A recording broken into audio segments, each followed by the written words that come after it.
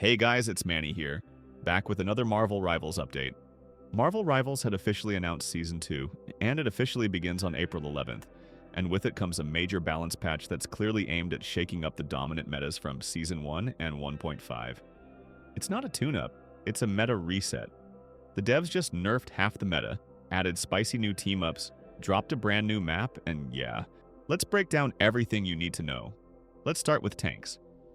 Starting off with Captain America, he's getting a durability downgrade. His base health drops from 675 to 650, and his Living Legend shield down from 400 to 350. He's still reliable, but less of a tanky wall now. I think this is a healthy change. Cap was kind of overperforming in survivability for someone with decent offensive tools. Next up is Doctor Strange, where his daggers of Danak go from 18 to 16 damage per hit. Maelstrom of Madness now converts dark magic to damage at a 1.2 ratio instead of 1.3.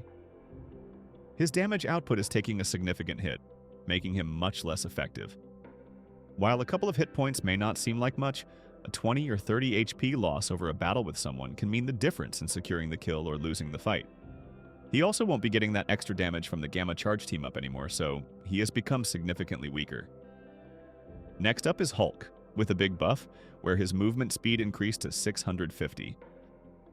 Indestructible Guard cooldown is now only 10 seconds, and you can charge that incredible leap faster, 0.5 seconds instead of 0.7. Everything you love about this character is about to be much faster. He will move faster, charge his jump faster, and get a quicker cooldown from his shield bubble. These Hulk changes will definitely make him a huge menace to deal with. This doesn't get into his new team-up with Namor, but we will get into that later. Next up is Magneto, who is receiving a slight nerf to his Meteor M ultimate, which now costs 3,400 energy instead of 3,100. Next up is Penny Parker with a big buff. Her base health shoots up from 650 to 750. Cyber Web Cluster now has a chance to critical hit and reduced movement speed penalty while firing Cyber Web Cluster from 40% to 20%. Her main weapon is getting a huge buff, giving her a critical hit chance with each shot. Considering her gun has unlimited ammo and no cooldown, infinite attempts at a critical hits seems pretty amazing if you ask me. She also can move quicker while shooting now, so landing those hits should be much easier. And let's not forget the huge 100 horsepower buff she's also getting. Considering her mines were considered the best way to get kills, I think Penny will be significantly more popular in the meta soon. Next up is the Thing, who is getting a slight reduction in his damage reduction effect. Decreased Embattled Leap's damage reduction effect for himself and teammates from 30% to 25%. And finally Thor, who is getting a nice buff, where base health goes up to 600 from 525, and movement speed jumps to 650. His abilities already grant him bonus health, so increasing his max health will make him much harder to finish off. With a movement buff as well, Thor will very likely be a premier pick in matches. That's it for the Vanguards. Next up is the Duelist. Let's start off with Black Widow. A new effect was added where Black Widow can directly shoot after releasing the second kick of Edge Dancer, and after using her ultimate ability. Next up is Hawkeye, and his getting a big buff.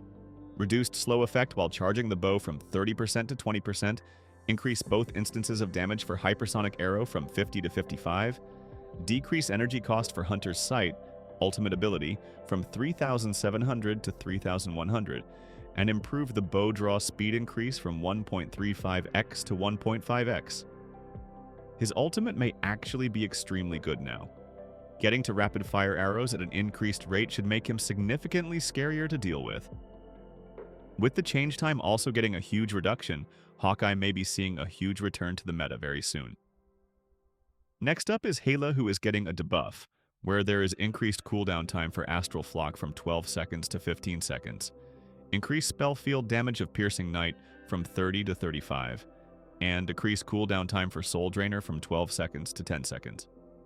Next up is Human Torch, reduced attack interval for Fire Cluster from 0.6 seconds to 0.5 seconds. The launch timing of the primary attack projectile has been advanced. Increase the cooldown for Flaming Meteor from 12 seconds to 15 seconds, but a new effect was added wherein, after releasing Flaming Meteor, he immediately gains 75 bonus health, which will start to fall off 3 seconds later at a rate of 30 per second. Next up is Iron Man, where his hitbox size is slightly reduced. Plus, he has a new feature where he gain 100 bonus health when activating Armor Overdrive or Gamma Overdrive that will start to fall off 5 seconds later at a rate of 30 per second. The devs seem to be really pushing the flying characters into the meta lately, and this patch furthers that idea. Both characters are getting armor generation effects added to some abilities. With Iron Man also getting a slightly smaller hitbox, it's going to be a good bit harder to take them out of the sky. Next up is Iron Fist, where we can see an increase in his combat effectiveness against vanguards. Reduce the bonus max health gained from Harmony Recovery from 150 to 100, but slow the fall-off rate of that health from 25 per second to 15 per second. Lower fixed damage of Yacht Ji Chung Quinn from 10 to 9, but increase the percentage damage of the enemy's max health per strike from 1.7% to 2.1%. Decrease the cooldown for Kunlun Kick from 12 seconds to 10 seconds. Next up is Mr. Fantastic. He got his base health increased from 350 to 375. Flexible elongation now slows enemies by 35%, and cooldown reduced from 10 seconds to 8 seconds. Inflated state bonus health reduced from 450 to 400, and using Brainiac Bounce instantly grants bonus health equal to entering inflated state. He's getting more health, will deal more damage, and his ultimate gives him bonus health now. Considering this unique hybrid character was seeing virtually no play after the last patch, these changes should make him way more attractive to play. Next up is Moon Knight. In short, it's quicker for him to grapple away from danger, and he now gets bonus health from his Moonblade. With the health regeneration and Cloak and Dagger's team up from last patch, Moon Knight could become a very viable option at the higher meta ranks.